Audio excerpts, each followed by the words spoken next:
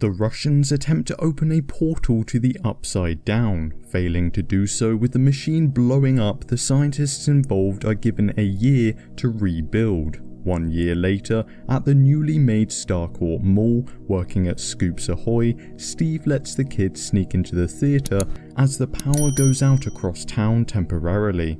Will senses something, touching the back of his neck as a dark whirlwind forms miles away. The next day, as Nancy and Jonathan head to work at the local paper, Dustin returns from summer camp and Mrs. Wheeler enjoys her time at the pool. The night of the power cut, this whirlwind of upside-down origin possessed swarms of rats in a nearby warehouse, causing them to explode into a goo. Meanwhile, Billy convinces Mrs. Wheeler to meet him at a hotel that night.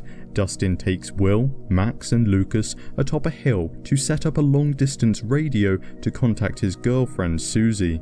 However, after they leave, he picks up an encoded message from the Russians. On his way to this date, of which Mrs. Wheeler decides against going to, Billy hits something with his car, being dragged into this warehouse by the creature. There's nothing wrong with Nana! Billy gets away, finding himself to be in the Upside Down, getting infected. With Hopper struggling to come to terms with Mike and Eleven's relationship, he warns Mike to back off a little, setting himself up with a date with Joyce, who's noticing magnets dropping off her fridge. Dustin meanwhile asks Steve to help him translate the Russian message he picked up. Robin, Steve's co-worker, overhears them trying to translate, offering to help. Meanwhile, Nancy and Jonathan follow up on a report of diseased rats about town. With Mike distancing himself, Elle dumps him and Joyce misses her date to question Mr. Clark about the magnets and what's causing them to fall. After translating the Russian message, Steve realizes that it came from somewhere within Starcourt Mall. That night, Billy takes his co-worker Heather to the creature in the warehouse, infecting her also. I dump your ass. Having a sleepover with Max after her breakup, Elle uses her powers to spy on people, including that of Billy. He senses her watching, however. Joyce goes to Hopper about her findings, thinking Hawkins' lab is back up and running. Elle and Max look around Billy's room, finding Heather's belongings covered in blood. Robin cracks the code as Hopper and Joyce break into Hawkins' lab. Hopper is attacked by a Russian hitman, however, as Steve, Robin and Dustin observe a secretive shipment being made, heavily guarded. Max and Eleven go to Heather's house to find her and Billy sat down having dinner with her parents. After recognizing Eleven as the being that thwarted the Mind Flayer's plans, Billy pushes them to leave. He and Heather then take her parents to the warehouse, infecting them both. With Will once again sensing something is wrong, the Mind Flayer has returned. My full name! Jonathan and Nancy head back to take another look at the diseased rats, finding a Mrs. Driscoll acting strange, sending her to the hospital. Waking up back home, Hopper and Joyce wonder who attacked them. Mike gathers the group together, revealing the Mind Flayer is back. Will thinks the part of the Mind Flayer that lived in him last year never went back to the Upside Down when Eleven closed the portal. Realizing he recognizes the man who attacked him, Hopper goes to the mayor's office where he last saw this man, questioning Mayor Klein what business he has with him. With some persuasion, Klein reveals the man works for the guys who bought the land Starcourt Mall is built on. Meanwhile, Robin secures the blueprints to the mall, finding a way into the guarded rooms via the air ducts, convincing Lucas's sister, Erica, to crawl through and unlock the door. Wanting to check if Billy's infected, the group lead him into the local pool's sauna. With Erica successful, Steve opens the shipment of boxes they observed, finding some sort of radioactive looking liquid inside, discovering the room to be an elevator. Nancy visits Mrs. Driscoll, seeing her heart rate go through the roof as Billy struggles with the heat of the sauna, breaking out. As the Mind Flayer completely takes over, he runs off back to the warehouse, where the creature has infected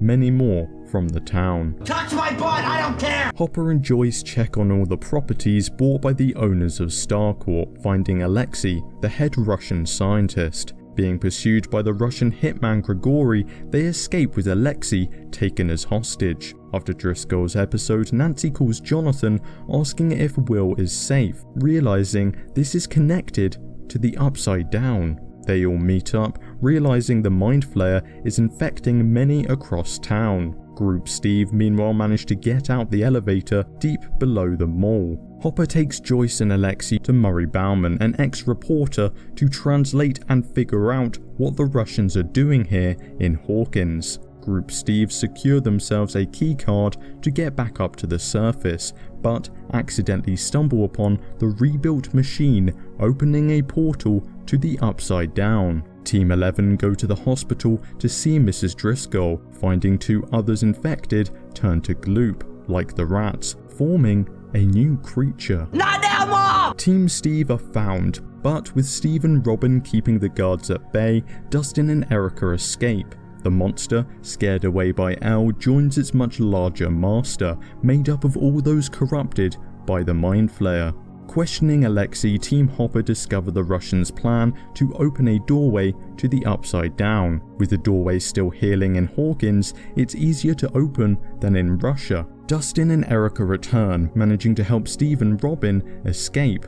Reaching out to Billy, Elle sees memories about his mother. Whilst trying to find the location of the Mind Flayer, it in turn is able to track her. Curly hair, great hair, small, kind of like a fro. Absorbing more of the flayed, the Mind Flayer's monster comes after 11. She rips the creature apart as the group gets away, not without the creature dealing some damage itself. After calling for backup from Dr. Owens, Team Hopper head back to Hawkins. Patching 11 up, Mike is contacted by Dustin, warning them of the Russians. Mayor Klein, meanwhile, sees Hopper and Joyce at the 4th of July celebrations, looking for the kids, warning Grigory. Alexei, meanwhile, explains to Murray how to destroy the machine before being found by the Russian and killed.